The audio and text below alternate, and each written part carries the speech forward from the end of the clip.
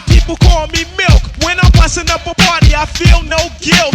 Gizmos cutting up for the suckers that's down with me. For one of us, that's how I feel. To be down, you must appeal to the two. Greetings, YouTube, and welcome to the lounge. Another holiday that I don't celebrate, but I do want to make a Father's Day address just as I did for Mother's Day. There is no set template for being a good father.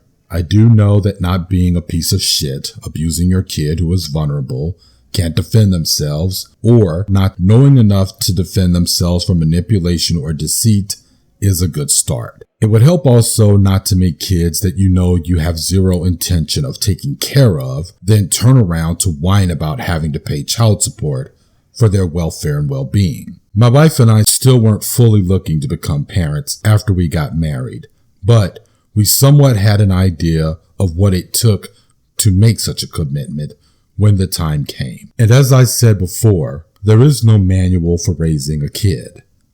For those of us not looking to be straitjacketed by the unimaginative traditional norms of family and child rearing, which only seems to give you a conformist, complacent taxpayer who cares for no one else but for those who are more powerful and richer than they, we chose to raise people with empathy, wanting to seek social justice, using any means necessary, and wanting to solve social problems to the best of their ability and imagination in an egalitarian household. That's what we chose to do. Now, nothing lasts forever, and relationships can end, and there are situations where people will come to not like each other. Hell, as me and the missus have seen happen around us, some people come to even hate each other. But this doesn't mean that those who didn't ask to be born should be abandoned like a failed project just because the marriage failed. And I have to say at this point that I'm not leaving out same-sex marriages or families on purpose. I am, after all, talking specifically about fatherhood. Because too many men under the current society of patriarchy and capitalism want to think that if the relationship ends, then their accountability with helping raise their kid should end too, especially if things don't go their way. 2 days ago, I saw this awful documentary about the red pill point of view, or rather, the pro-patriarchal, pro-misogyny philosophy that supports the men's rights movement, pickup artistry, and men going their own way cults. I won't give the exact title to the documentary because, one, I downloaded the movie without paying for it, as I don't want to give the hack filmmaker a penny. Plus, I won't go into detail as to how the movie can be obtained for free. Just do a search on Red Pill and use the word movie as a keyword in YouTube's search engine, and you can use your imagination as to how to find the movie from there.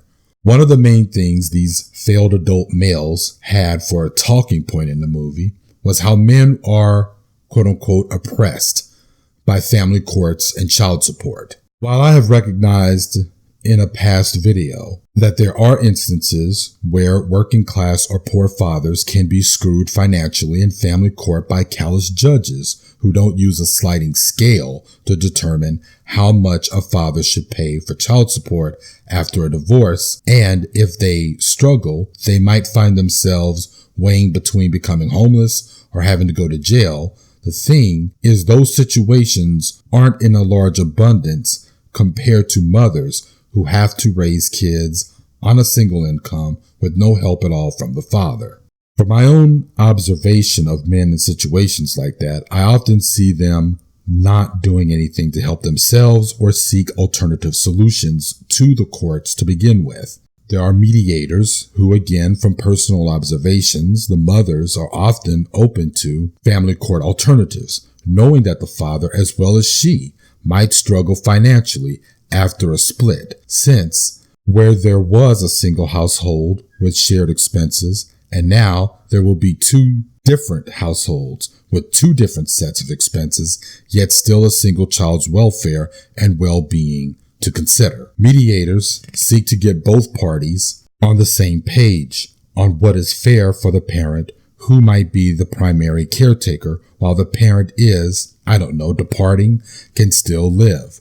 Hell, I personally think it's better to act like roommates, divorced, but still live together, if neither one of you can afford the split. In New York City, there are such arrangements, and people even proceed with post-divorce dating in these cases. The complaint about child support, as the MRAs like to put it, is in the context of being oppressed. See, oppression means you are not liberated, and what these guys truly want is what has always been conditioned by patriarchy, and that is the freedom, the liberation to have unprotected sex at will with anyone and to be free of any accountability to a kid that you have created. Bastards are made from those who abandon, and those who abandon are free from the labor of having to raise a kid. As a parent, I'm going to say that having a kid can be the most labor-intensive thing you can imagine. When you don't have kids, little things like not being on a schedule when the weekends come to mind. Sleeping in, deciding to go to Ferguson when there was an uprising there, or when Seattle blew up back in the early 2000s, there is no pick up and leave to be able to do stuff like that.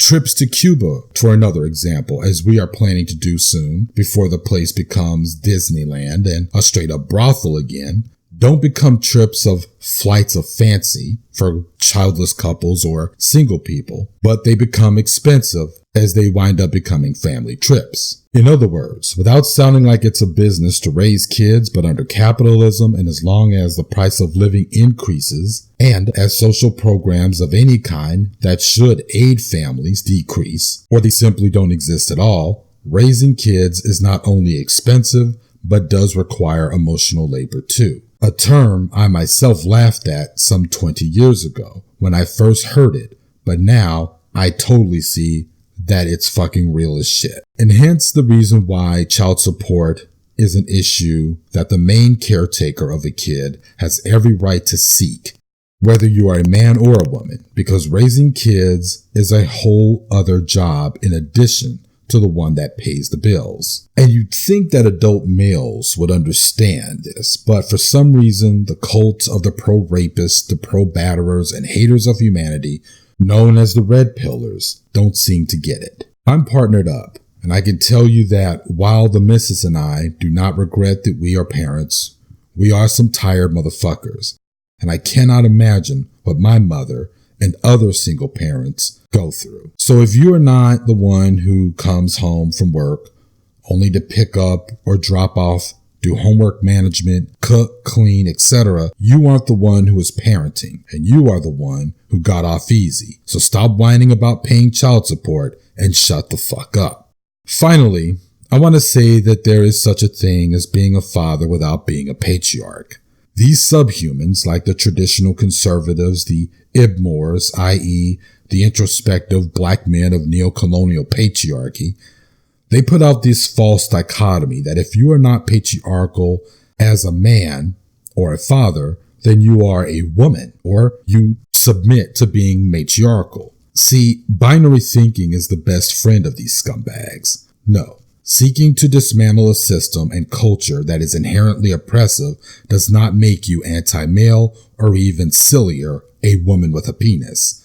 It's like saying to be against white supremacy, you then are against white people. To say you can't be a father without being this false ideal of the patriarch is to say you can't have an organized revolution that overthrows the ruling class without embracing authoritarian means of organizing that revolution, which is an argument favored by Marxist-Leninists and Maoists. Of course you can, but that takes imagination, improvisation, real democratic process, and even harder work. And so there is no set defining rules of becoming such a father. You know that you can't raise kids with rooms that look like garbage scows, or that if they have projects, schoolwork, and goals to make, that it takes discipline, not mindless authoritarian rule, to get those things done, and to help raise them with some common sense to make shit happen. And also, being a father to me is to be a partner and to balance the load of making a family. You don't have to hold in your opinions, your beliefs. You can have full-on discussions and debates and express your anger with your partner if you have it, rather than not do it. Then use that as an excuse later to bail. And finally, you can also simply choose not to become a father. And there is no shame in that, knowing yourself to know that that's not what you want as long as you keep your baby batter to yourself. That is the life choice of one of my closest friends, and he is very happy and fulfilled. So happy Father's Day, and drive home safely from the lounge.